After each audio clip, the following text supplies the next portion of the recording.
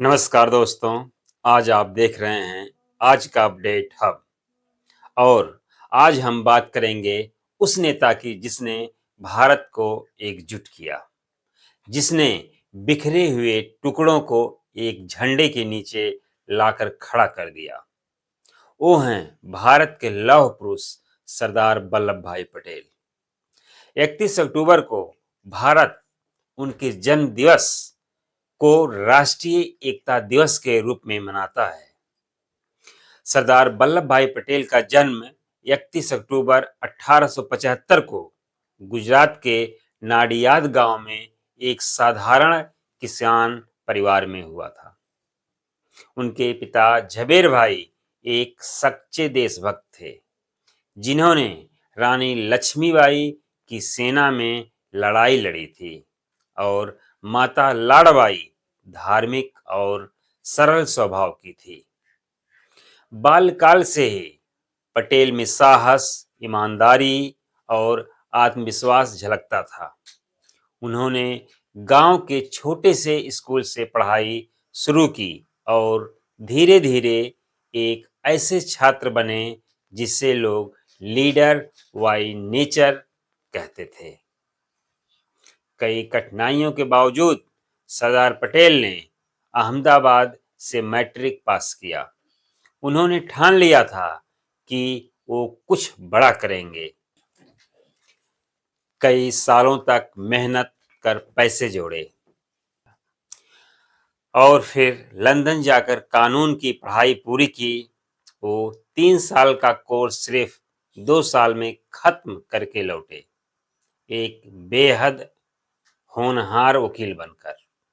भारत लौटते ही उनका नाम अहमदाबाद से एक सफल बैरिस्टर के रूप में चमक उठा। लेकिन दिल में एक आग थी देश के लिए कुछ करने की।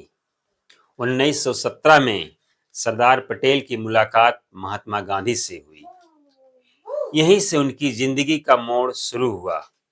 गांधी जी के सादगी भरे जीवन और सत्याग्रह के विचारों ने पटेल के भीतर एक क्रांति जगा दी। उन्होंने वकालत छोड़ दी और पूरे मन से स्वतंत्रता में कूद पड़े।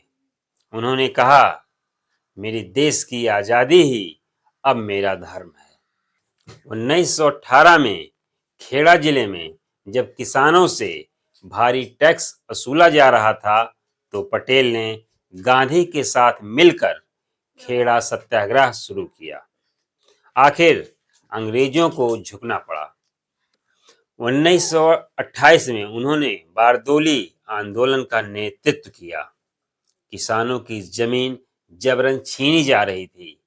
पटेल ने नारा दिया, जब तक न्याय नहीं तब तक कर नहीं।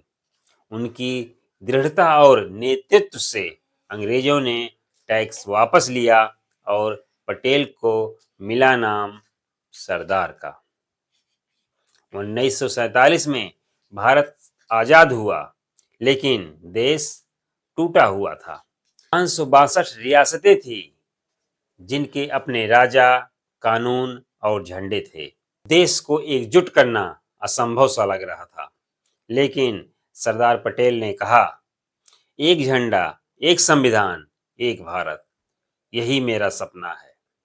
उन्होंने रियासतों से बात की, कूटनीति अपनाई और सिर्फ कुछ महीनों में भारत को एक सूत्र में जोड़ दिया।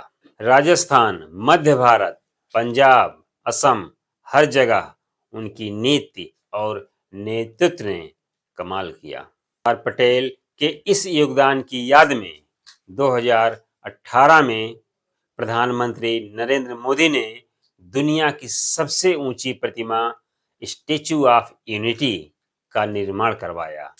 182 मीटर ऊंची यह मूर्ति केवल एक प्रतिमा नहीं, बल्कि भारत की एकता, ताकत और दृढ़ संकल्प का प्रतीक है। आज भी जब हम उस मूर्ति को देखते हैं तो याद आता है कि अगर सरदार पटेल ना होते तो शायद भारत आज भी टुकड़ों में बटा होता।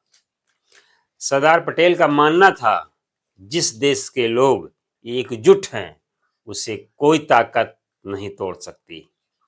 उन्होंने हमें सिखाया कि असली शक्ति तलवार में नहीं, बल्कि एकता, अनुशासन और सच्चे नेतृत्व में है। उनकी सोच आज भी हमें प्रेरित करती है, चाहे वो प्रशासन हो, सेना हो या आम नागरिक, हर जगह उनका आदर्श जीवित है। दोस्तों, सरदार वल्लभ भाई पटेल सिर्फ एक नेता नहीं थे, वो भारत की आत्मा का हिस्सा हैं। आइए आज उनके जन्म दिवस पर हम सब मिलकर संकल्प लें कि हम भी अपने देश की एकता और सम्मान के लिए हमेशा खड़े रहेंगे। जय एकता, जय भारत।